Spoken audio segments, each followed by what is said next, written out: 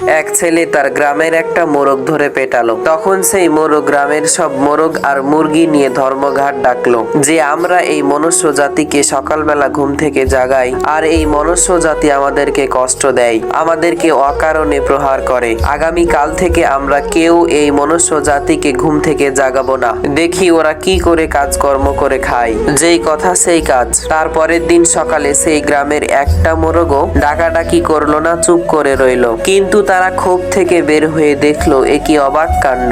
গ্রামের সব মানুষ ঘুম থেকে ওঠে, তারা তাদের কাজকর্ম করছে। তখন গ্রামের সকল মুরগি আর মোরগ বুঝতে পারলো আমরা যদি না থাকি, বাকবাকুম করে না ডাকি, তাহলে মানুষের জীবনধারায় কোনো পরিবর্তন হবে না। ঠিক একইভাবে বন্ধু, তুমিও যদি না থাকো, এই পৃথিবীর কিছুই আসবে যাবে না। তুমি তো ভালো, পৃথিবীর বিশাল বড় রাজা বাদশা নবী রাসূল তারাও চলে গেছে, তাই বলে কি পৃথিবী থেমে আছে? পৃথিবী তার আপন গতিতে চলছে আর কিয়ামত পর্যন্ত চলতে থাকবে।